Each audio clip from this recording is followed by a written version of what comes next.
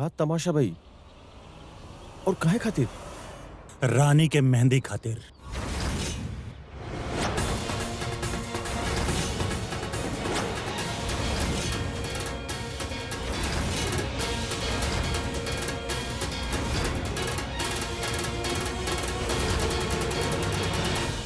कहा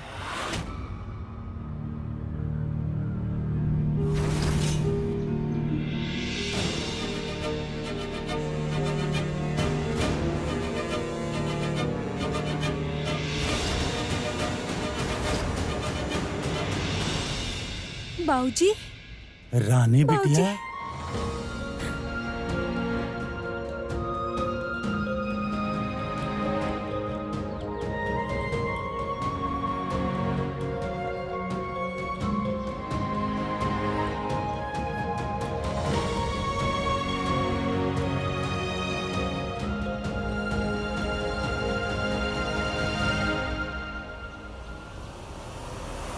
कुंवर साहब एकदम सही टाइम पर लौटन मानी आप।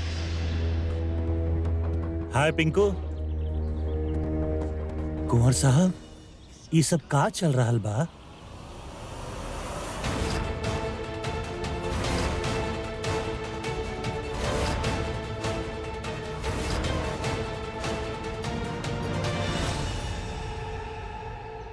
आप अपना बेटी की मेहंदी ना देखनी ना? आज देखब।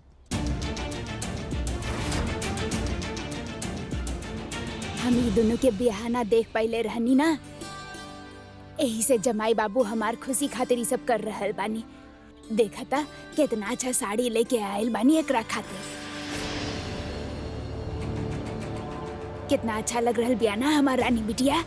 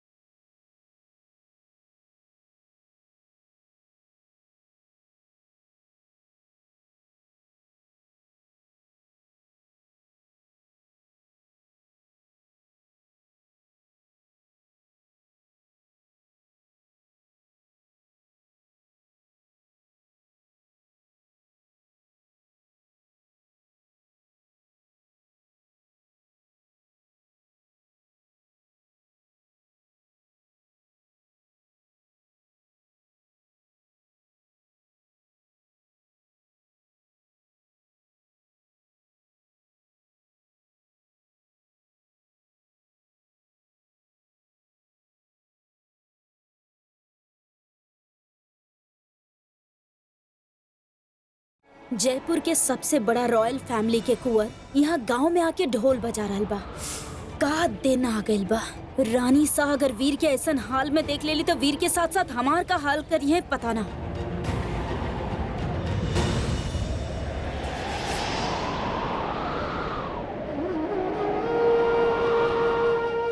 आप ही सब अच्छा ना कर रहल बानी डॉक्टर साहब।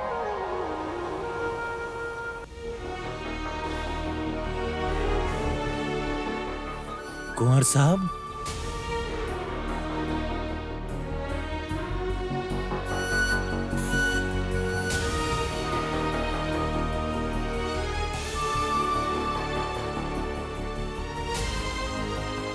आप हमार बेटी के खुशी के आपन बना लेनी।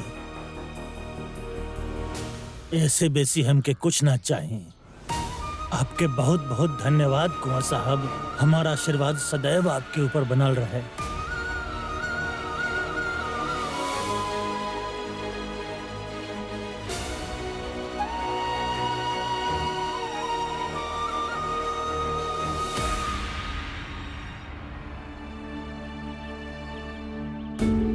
अब से आप हमरा से सवाल पूछे के हक हो चुकल बानी। ये हमार जिंदगी है, ओके जैसे चाहब वैसे जियब।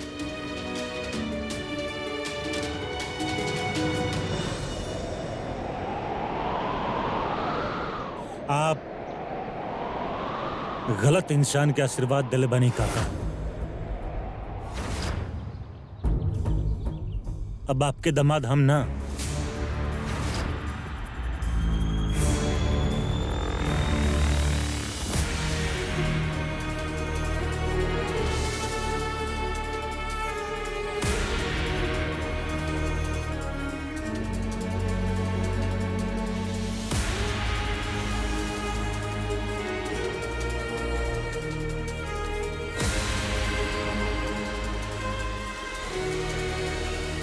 ई बड़े बिरजू भयंकर।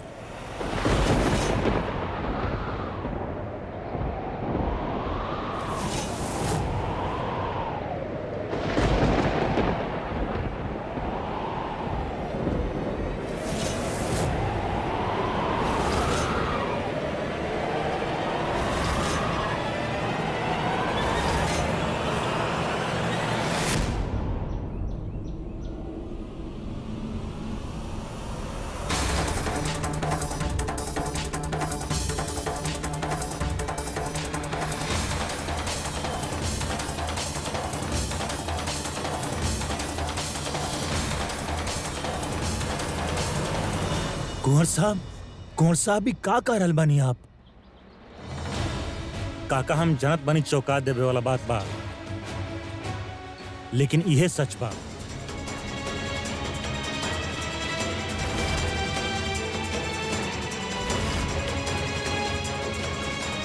आपके आशीर्वाद के असली हकदार हम ना, बिरजू बड़े। पगला गए बड़ा डॉक्टर, कुछ भी बोल जाता रहा।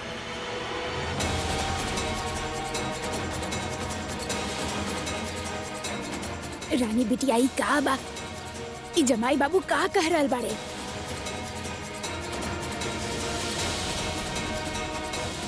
हमार रानी बिटिया रामाधीर, हाँ। ई सब का?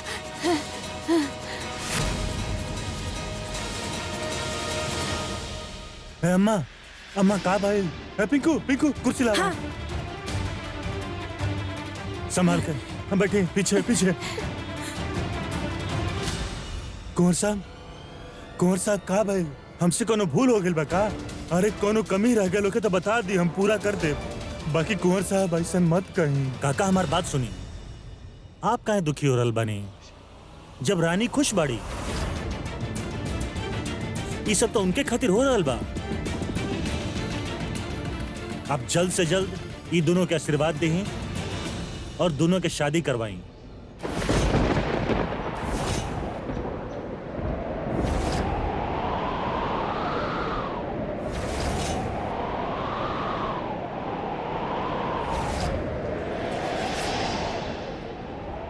बाकी कुंवर साहब आप ऐसा काहे कह रहल बानी? काका हम उहे कह रहल बानी जौन रानी हमके कहले बड़ी। रानी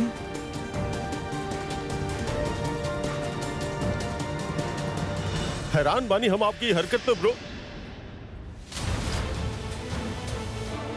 अरे देखिए लोगन के, इस सबके चेहरे पे आपको दुख नजर नहीं क्या आवत? दर्द नजर नहीं क्या आवत?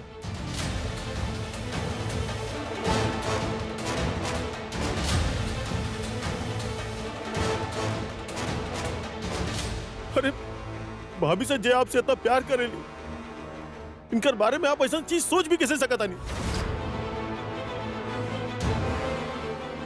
आप भाभी से और बिरजू, घिन आवता हम क्या आपके सोच पे? घिन आवता।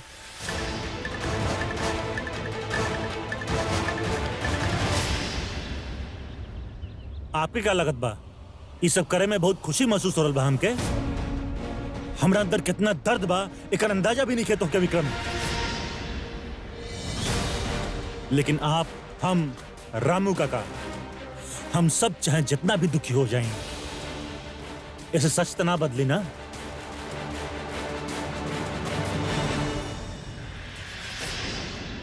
हमरा के लागत रहे हमार संसार छोड़े से पहले हमार बिटिया के ब्याह देखा ई का हो रहल बा।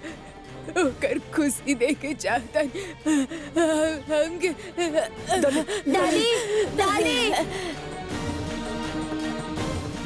हटी, सब पीछे हटी। छोटी मना कैले रानी ना आपसे, मना कैले रानी नहीं सब करे खातिर, तो फिर काहे कहीं नहीं सब? हाँ का कर देनी आप ही सब? हाथ मत लगाई हमार दादी के, हक हो चुकल बानी सब आप पूछनी।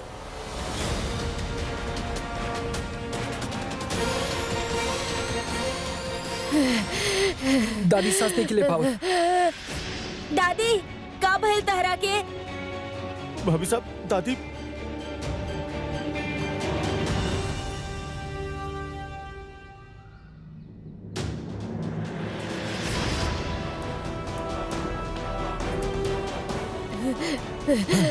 आराम से। इनका ब्लड प्रेशर ड्रॉप हो गया बा। जल्दी से आप पैर मली, जल्दी से पैर मली इनकर।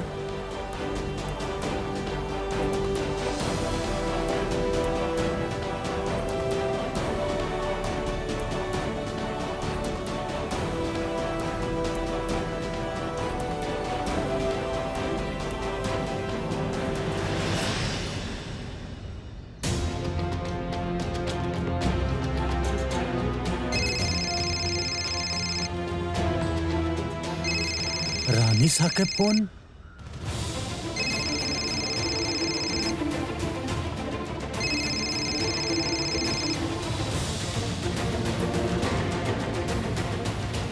खम्मा घनी रानी साहब। घणी खम्मा रामू।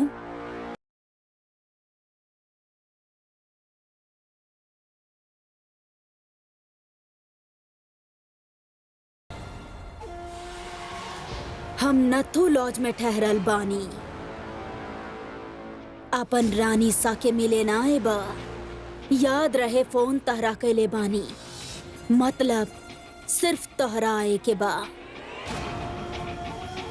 जी रानी साहब, जॉन हुक्म।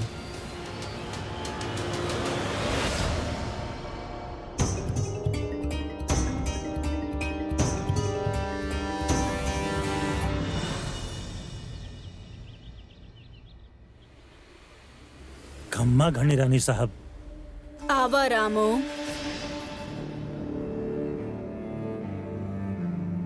माफी रानी जी, दरवाजा खुलल रहल त हम। वफादारन खातिर त हमार दरवाजा हमेशा खुला रहेला। बाकी शायद तू भूल गइल बड़ा कि तू नौकर रहला हमार घर में।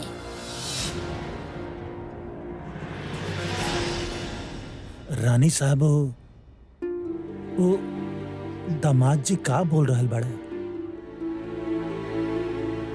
बहुत ही बड़ा गड़बड़ हो जाई। गड़बड़ तो भइल बा रामू।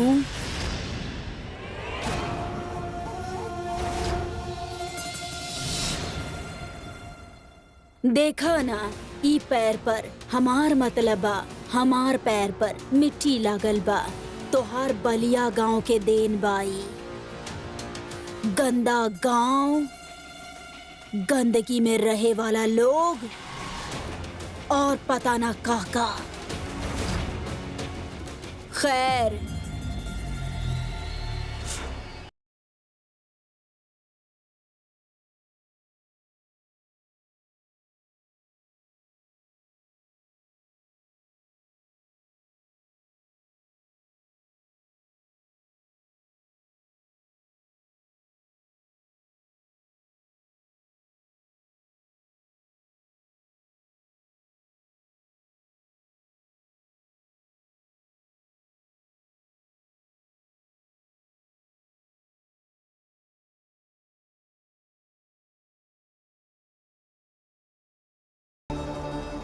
पहले हमार पाँव पोछ द, फिर अपन आंसू पोछ लीहा।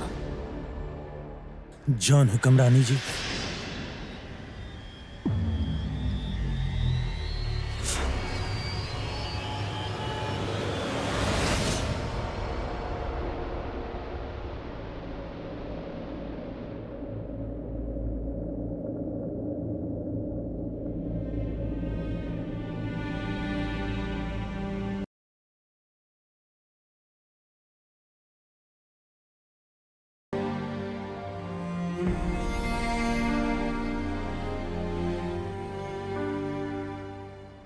जरा ठीक से साफ करा।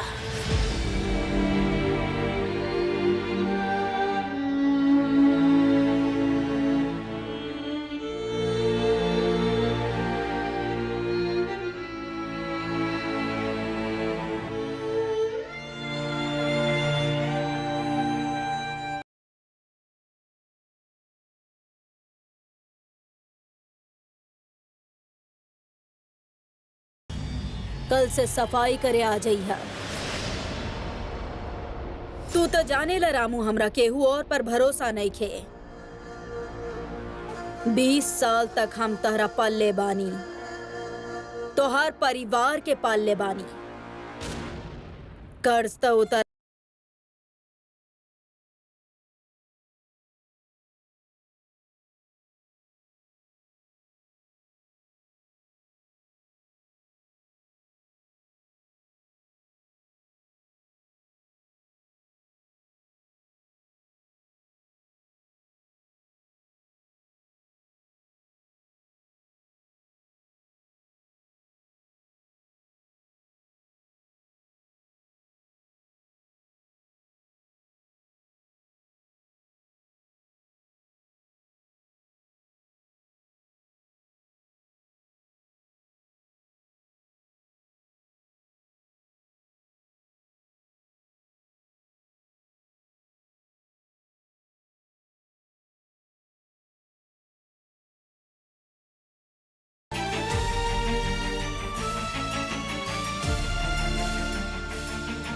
तनी देर आराम करिए, सुतिए तो बेटर फील करिए।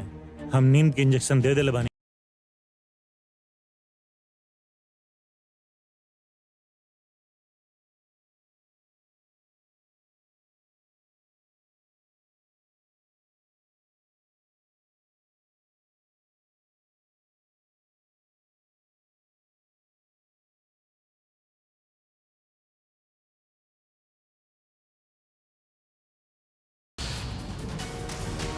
मिल गई आपकी तसल्ली?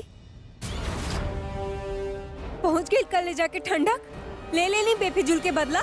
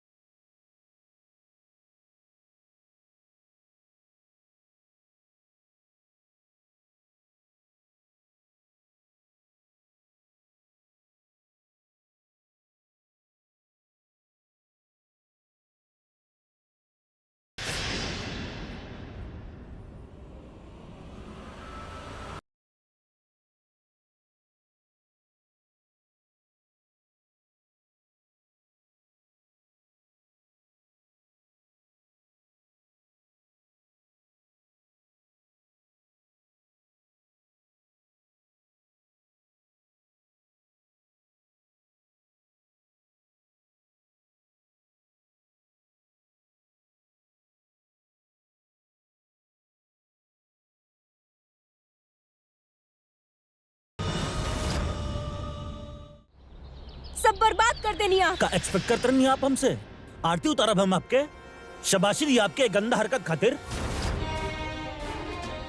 जनाब कैले बनी ना रानी, ओकर इहे अंजाम होके के रहल कि गलत आप बानी।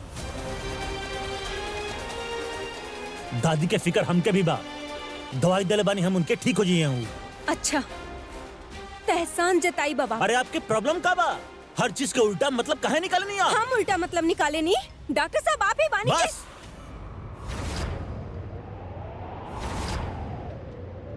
ये फालतू के बात नहीं करे के चाहत आपके साथ हम। रामू काका और दादी जी के समझा ले, ठीक बा? खुश बानी आप?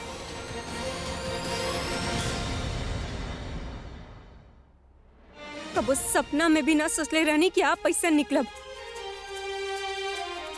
अरे हंसी खुशी आपके सब दुख दर्द सह लेनी हम, लेकिन आप जो हमारे परिवार के साथ कैले बानी ना डॉक्टर साहब, वो ठीक नहीं खे, गलत हो।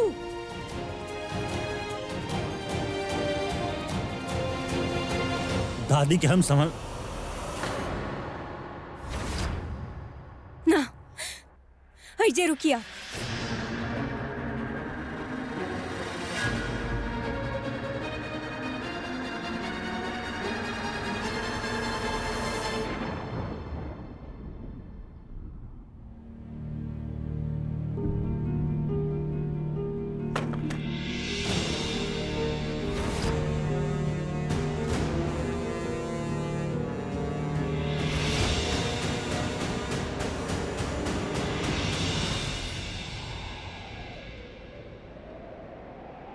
माता रानी के कसम, आप दोनों के एक पल न सह सके नहीं। हम जा अपन सामान उठाई और चल जाई घर से। एक तो बात याद रखब डॉक्टर साहब,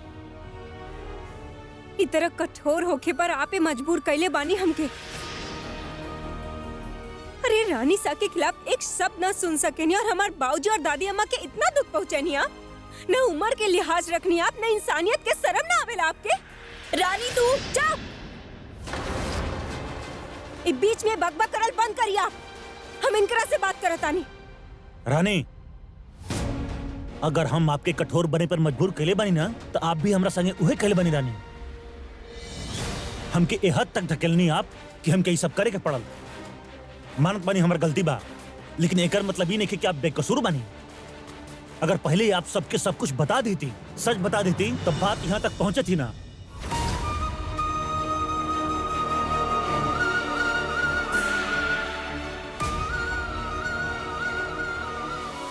डॉक्टर साहब, इससे पहले कि हम सब कुछ भूल जाएं और कोई बवाल खड़ा कर दी, चल जाइए आप एहिजा से। आपके नफरत के सहे के ना तो हमरा में शक्ति बचल और नहीं कोनो जान। जौन स्पीड से आप हमार जिंदगी में आयल रहनी ना, उहे स्पीड से निकल भी जाई।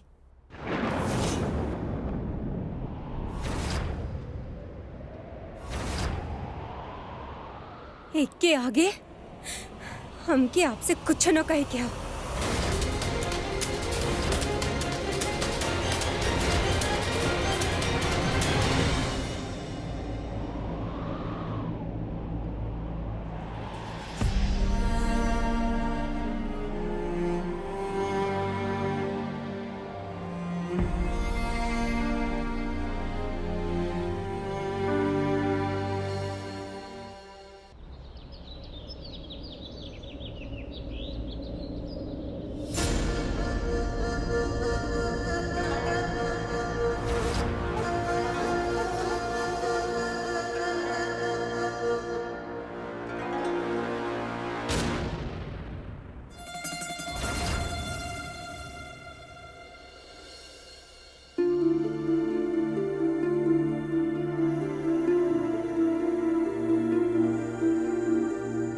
रानी साहब,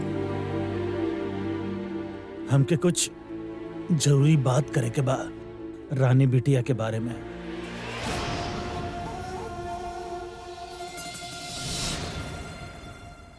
तोहार पहला गलती, हमार नाम फेर कबो अपनु बेटी के साथ एक सांस में मत कहिया। दोसर गलती, तहरा बात करे के आजादी नहीं खे।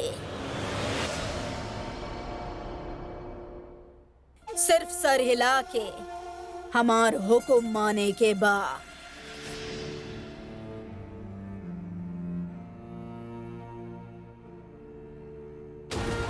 पर अफसोस ई कला तू अपनू घटिया बिटिया के सिखावल भूल गईला। पूरा रजावत परिवार के नाम मिट्टी में मिला देली।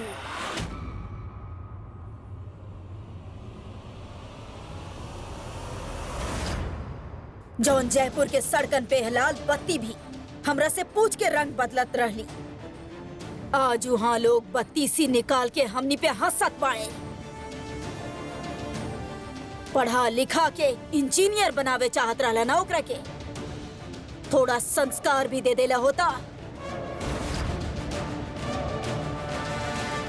पता ना कहां से वो गवार बिरजू के अपन दोस्त बना लेली और ओकरे साथ छे।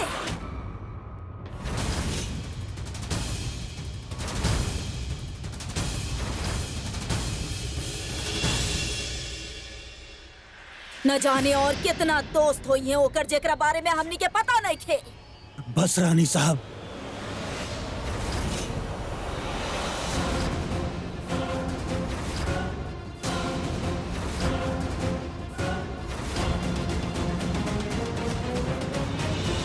बस हमार बिटिया के पवित्रता के बारे में हमके कौनो शक नहीं के, और आपके भी ना होके कि चाहे रानी साहब।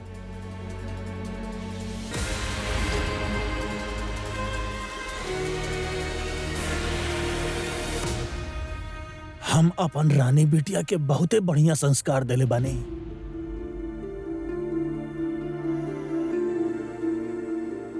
हम हमार बिटिया के बारे में ऐसन कुछ ना सुन सके नहीं।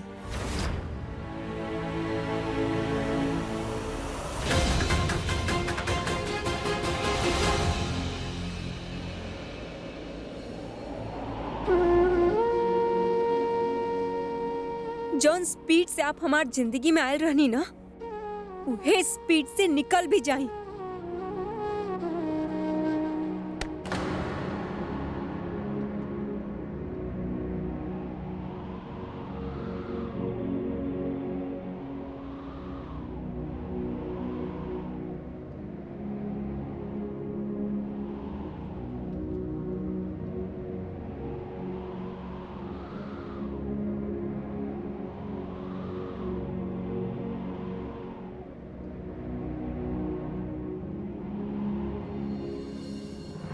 रानी, वो तो हर रमाधीर किराना स्टोर बना, ओकर नाम पे कचहरी से सूचना आइल बा। डाकिया हमरा घरे पे छोड़ गईला। ये देखा।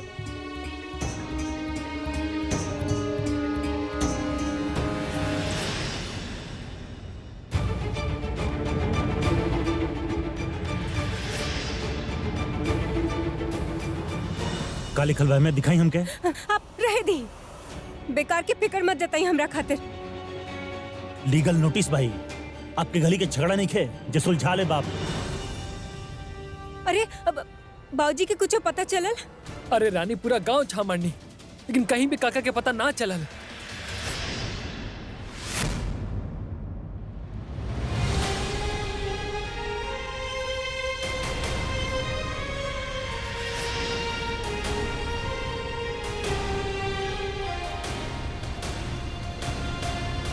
रानी, रानी, ए, ए, ए, रानी, बाबूजी, मिल जाए काका। ये तो का लिखल बा में एग्जैक्टली बताई हमके। अरे तू ऐसे हार नहीं मान सकत, भूला मत। हर मुसीबत के डट के सामना करे वाला शेर नहीं हो तू।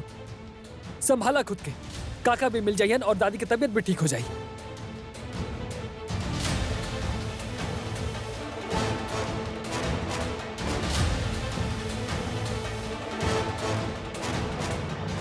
विक्रमी कौन चीज की नोटिस बा बताई बा हमके तू?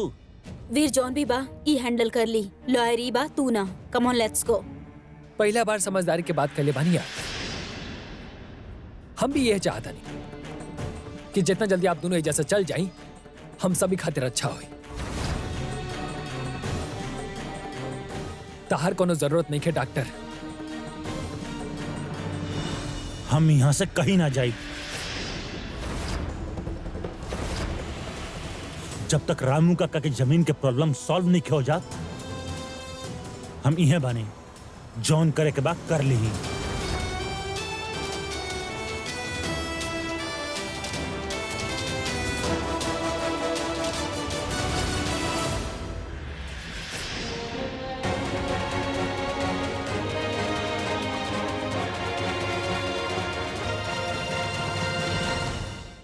बेबाक होके ना, देखो बाप होके की हैसियत से कह रहल बानी रानी साहब, हमार रानी बिटिया हमार गरूर बिया, खुद से बेसी विश्वास करनी है ओकरा पर।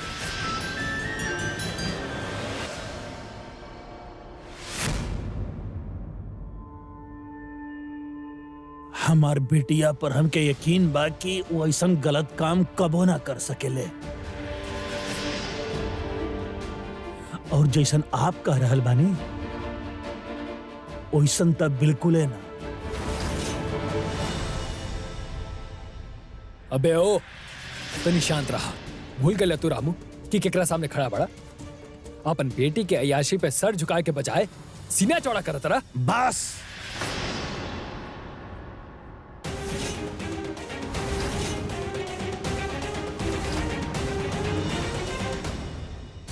हम कहनी ना हमार बिटिया के बारे में।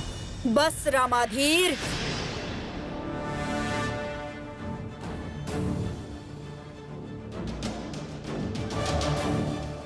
हम तोहरा से और तोहारू बेटी से कौनो रिश्ता ना रखे चाहतानी।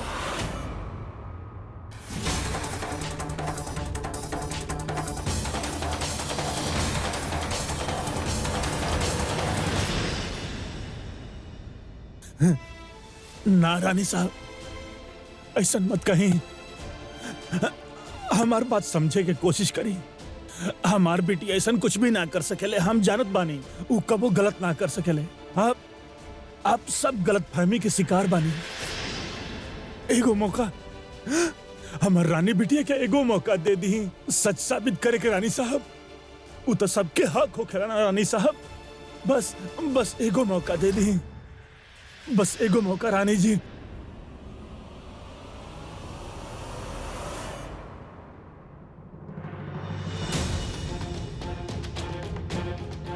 लगल वो लगल।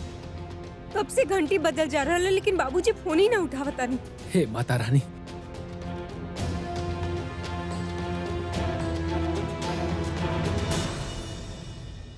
रानी बिटिया, अरे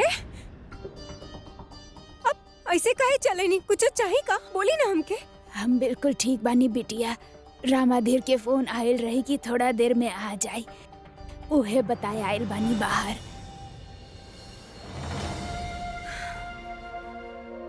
हे माता रानी, शुक्र है बाबूजी ठीक बाड़न। हाँ आप आई, बैठी बैठी बैठी। अब देवर जी कुछ समझने का कहा ही सब मतलब का? भाभी साहब, सामने वाला जमीन आपन नाम पे क्लेम कैले बाड़े, लीगल प्रोसीडिंग शुरू होके वाला बा। अरे हिंदी में समझाए ना विक्रम बाबू। हमार मतलब आप जिक्र से भी आप लोग ये जमीन खरीद ले बानी ना, ओकर बहन एनओसी यानी कि नो ऑब्जेक्शन सर्टिफिकेट साइन ही नहीं के कैले।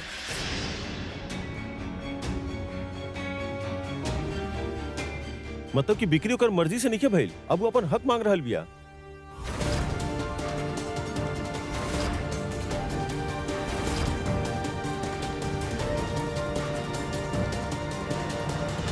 अरे का मने हक मांगतिया? ई जमीन हमारा पैसा दे के खरीद ले बानी हम। हमरे पास कागज तक है, तो फिर अचानक ही सब कहा? और कोई भी अचानक कहे कि हमार मर्जी ना था, हमका जमीन बांटत फिरब। ई सब चाल में हम न परे वाली, हम न डराए वाली। ई जमीन हमार है तो रामाधीर किराना स्टोर अहिजे बनी। नहीं के बन सकत भाभी साहब। जब तक वो पुराना मालिक के बहन आपके एनओसी नहीं के देत, आप कुछ भी नहीं बना सकत नहीं।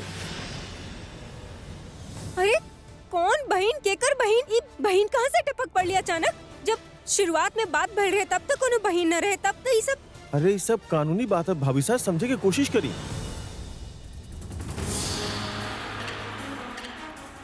अच्छा से जानी नहीं सन लोग के इहो एगो तरीका होखेला जमीन पे काम रोके के। कहे कि ऐसन केसेस में फैसला साल में आवेला, आदमी थक हार के कोर्ट के बाहर ही फैसला कर लेवेला। अरे फैसला तो हम कर ले बानी, जे नोटिस भेजले बा ना ओकर टांग तोड़ के हाथ में देवे के फैसला। ये सब लिखा पड़े भैया, आप ही संभाली। हम तो ओकरा के ढूंढ करके ई किस्सा खत्म करके आओ तनी। अरे बिरजू, बिरजू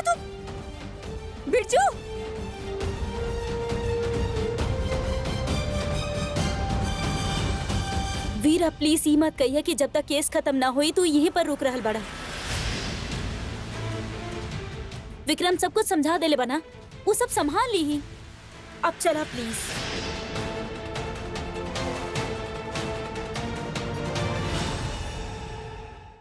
इसे गुस्सा से देखिए कि जरूरत ना है डॉक्टर साहब। सही तो कहती आई, बस आपे न समझ पा रहल बानी डॉक्टर साहब। हमार न सही कम से कम अपन पत्नी के तो सुन ली ही।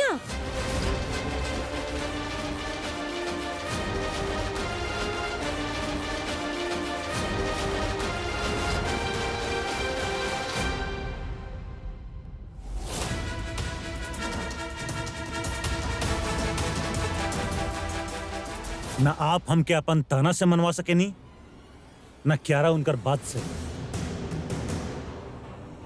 ये बात पहले भी कह चुकल बानी, दोबारा कह रहल बानी। ये आपके बारे में बाही ना, रामू काका के बारे में बा। उनका खातिर बानी हम यहाँ पर।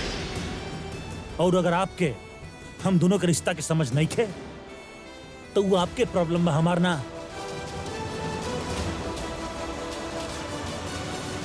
हमके बताए रिश्ता के बारे में।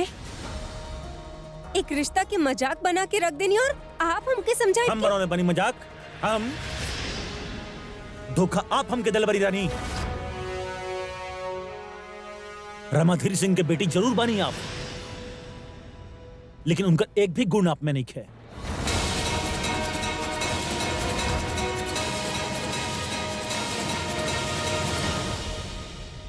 वैसे तो आप भी बहुत दावा करेने कि बाबूजी से बहुत कुछ सीख ले बानी, लेकिन सच कहीं तो आप में भी एक को गुण ना दिखेलेगा उनका।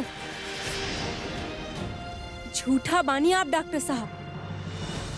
न रिश्ता की परवाह न केहू के एहसास के, सिर्फ नफरत भरला आपके अंदर। ऐसे दूसर के भी नफरत ही देवेला ना। और अगर हमारे बाबूजी से थोड़ा भी सीखले हो कब ना डॉक्टर साहब, तो आज ये सब न करती जो आप कहनी है। आपके वजह से दादी बीमार पड़ ली, बाबूजी अभी अभी तो आयल रहनी और आपकी बात के इतना बुरा लगल कि वो चल गए वापस।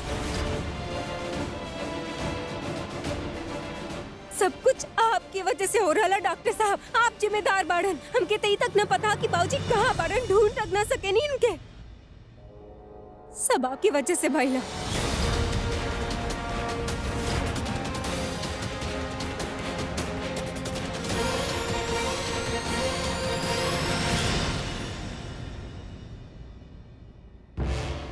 रामू काका, बाबूजी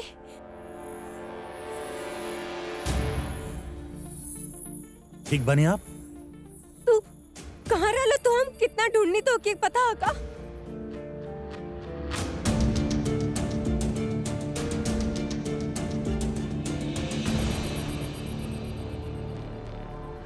कुंवर साहब, हमके आपसे कुछ बात करे के बा, अकेले में।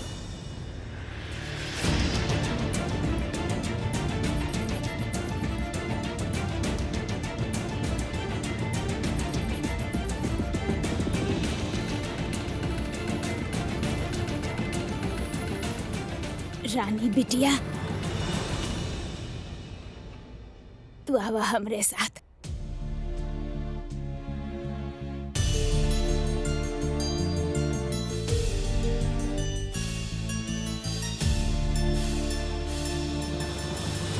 कुंवर साहब, आखिर काहे नाराज बानी आप रानी बिटिया से? बताई ना, नाराज बानी कहा कि रानी हमसे झूठ बोलस काका। आप तो हमके बचपन से जानत बानी। आप जानत बानी कितना अकेला रहल बानी हम। आप सब कुछ देखल बानी काका, आपसे कुछ नहीं के छुपल। लेकिन फिर रानी हमार जिंदगी में आयल तो सब कुछ बदल गई। हमार दुख, हमार दर्द सब कुछ बटले हो।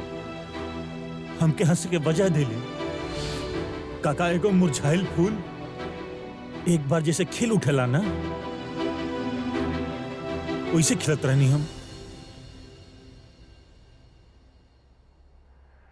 लेकिन फिर जौन रिश्ता पर हमके सबसे बेसी नाज रहल, सबसे ज्यादा भरोसा रहल, वो रिश्ता ही झूठा निकलल काका। वो रिश्ता के शुरुआत ओकर नींव कमजोर ही ना, गलत बा।